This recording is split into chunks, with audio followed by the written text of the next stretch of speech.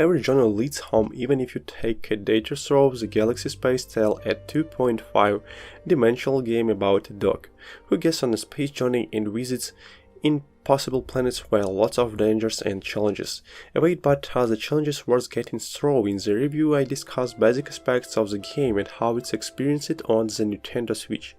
In reality, sending animals into space has been seen as an aesthetical dilemma of remember how the Russians sent the dog Lisa to contain death in the name of science. You might see how it always has stirred emotions and create debate.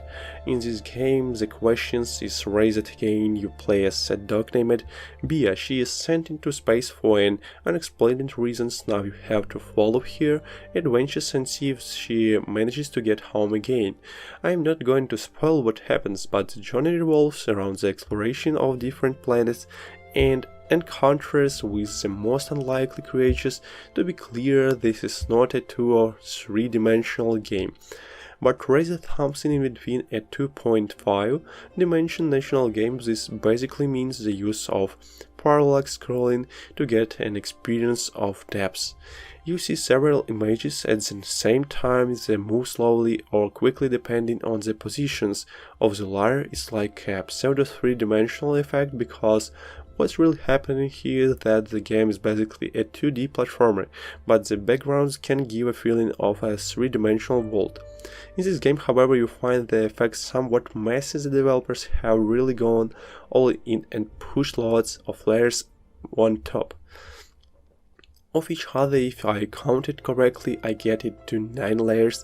At the same time, sometimes it looks nice, but the choices of colors as a whole can give a scattered impressions, as if it does not always match, but sometimes it also looks good. For example, in this desert, where all layers interact in an unfair way, it fits together well, but here it's problematic. The platforms you jump between are strongly reminiscent of the platforms in the background.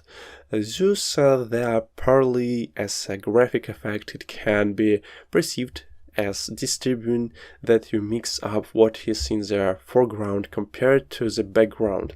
Since this is a platform game, there are basically no surprises. We have seen a lot before. The dog runs right or left. It can jump or go down ledges by pressing down on the B button, but the game's developers have created a couple of systems that make everything a little more interesting. You can switch between the 3 different scenarios by pressing R. The arrow indicates where there are secrets, the nose shows the correct route. Replacing the use of a map, the eye can reveal the enemy's visual range, which is useful for not being seen and staying hidden. Sometimes you also meet other characters. One can interact with them through a specific communication system. If you press the L button, you will see a menu with common dog commands. You can make the dog bark, roll back its tail, and so on. This system is used to create strong friendships which are needed to cooperate with NPCs, but I think the system is underutilized. It is mainly at the beginning of the game here that the dog commands are useful feature into the game. You use them less, mostly through the game. One sensors are used to overcome various difficulties. I might think that it's a bit of a shame. It would have been more dynamic in items of gameplay if you could use both the senses and the documents equally throughout the adventure now. Unfortunately, that does not seem to be the case, but as a whole the system contributes to a contained unequines. It's more than just running around. The jumping revolves around 8 NQ worlds for levels.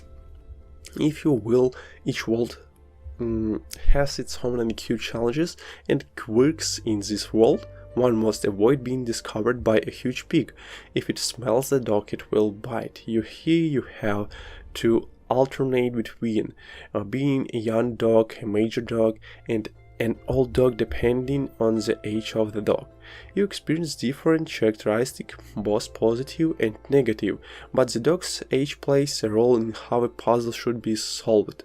In this world, Bobby the robot is used to hack computers, which is needed to open doors, or other things to happen, and now to the burning questions: do you see a pattern at least?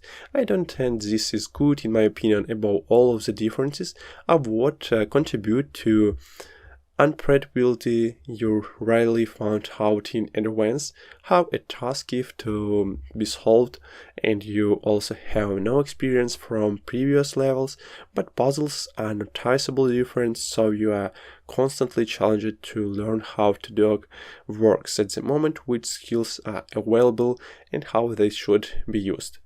Spaced Hell is a game that has high ambitions, maybe a little too high. It sometimes feels as if the game developers wanted to cram as much as possible into 8 different levels. It feels as if the game would have to be almost twice as big in order to take in everything. I think this is a game so very good in all aspects, graphical, sounds, and voice characters. So it's a very good project.